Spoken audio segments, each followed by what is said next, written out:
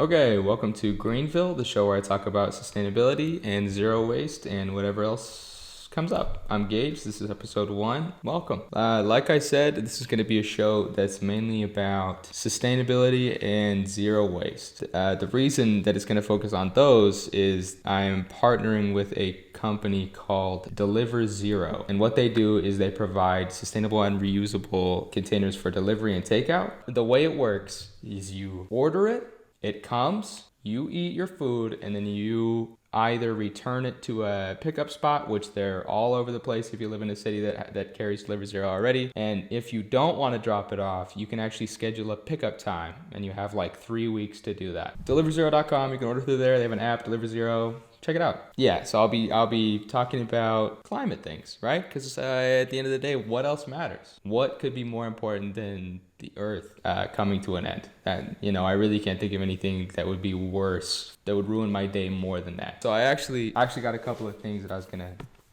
bring up. There was this study recently about takeout and delivery and who orders delivery when and how often and all that.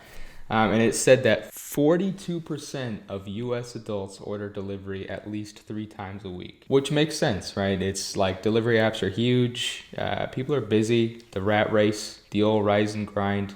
People are hustling. I don't blame you, It's a lot of delivery. So if we do a little bit of math, that's approximately 108 million people ordering takeout 3 times a week, okay?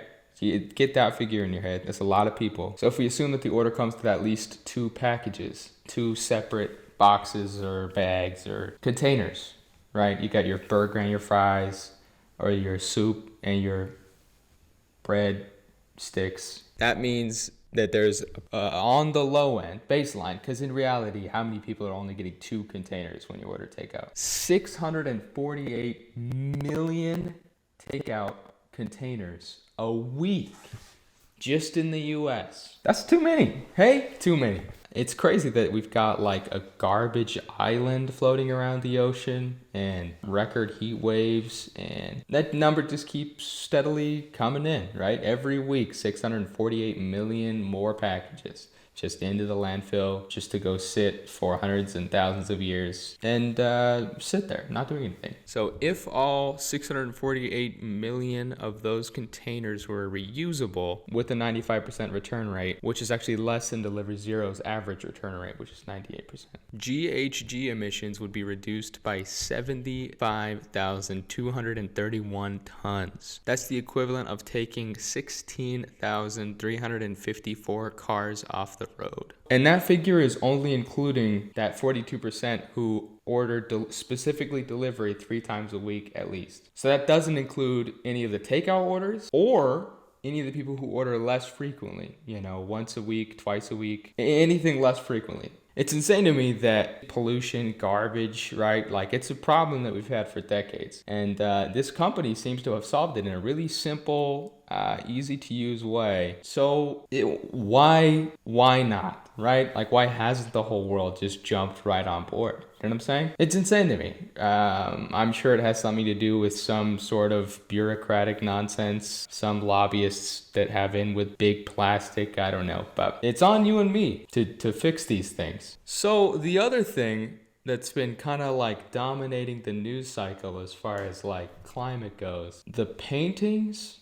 See, now that what happened? See, I know what just happened. I already know what just happened. I said paintings. I said the paintings.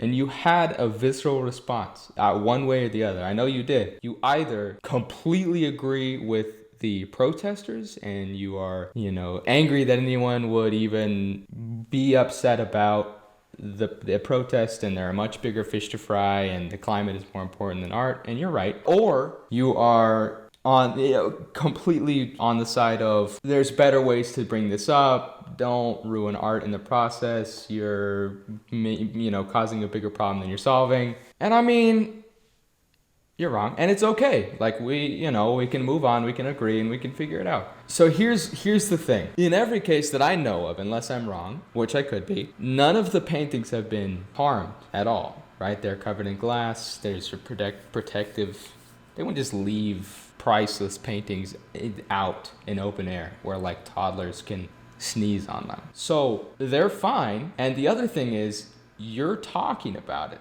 right? I'm talking about it. So it worked in a way. So I say, good, get the word out. In a few decades, I don't want to look back and think, hey, that's what I was upset about back then. I was upset about art that actually wasn't even hurt. I wasn't as upset about the trajectory of the planet that I actually live on. People live on it, and I like people. So that's kind of what I think about that. And again, I am just a guy in his garage talking to nobody. So again, I very well could be wrong. And if I am, that's fine. Let me know. I'm open to it. Oh, and the other thing. Did you hear about the snow crab thing that happened? How like 1 billion snow crabs just disappeared? Hey, why is that not a bigger problem than it is? That's like some biblical shit. That's like the world is actually ending. If an entire species just disappears like that, and you're saying, and people are saying that the climate change is not an issue worth worrying about. And we have 1 billion crabs just disappearing off the face of the earth. And do you know why? Do you know why they're called snow crabs? Do you? It's because they live in cold waters. So I'm going to ask you, why do you think they disappeared? Say it with me, warm water. Yeah, right? Which is what they predicted, right? Because scientists are smart and they told you so. And now we don't have snow crabs. This problem is more than what they're making it out to be. Every headline I've seen is like, well, you're going to have to do without crab cakes this season, or, whatever. Hey, don't care. Don't care. What I do care about is the species and the ecology of that whole ecosystem relying on the crab. What I don't want is an entire collapse of that ecosystem, and all we're worried about is our crab roll. That seems like it not even in the same boat. Just like the crabs aren't in the boat because they can't fish for them because they're not there. It's just a problem. If another thing like that happens, I don't know what I'll do. I think that might be the day that I seal myself off and become a hermit. I might just go away. But hey, listen. Don't let me do that though, because this is my point. It's all going to be all right if we come together and do these things, make change. And that includes who you vote for, groups that you're active in. It's a big problem, right? But unless we all are helping, it's going to keep being a problem. We're better together, I think. Well, thanks for hanging out. Come back next Friday. I'll be here, and I hope to see you. All right, I'm out.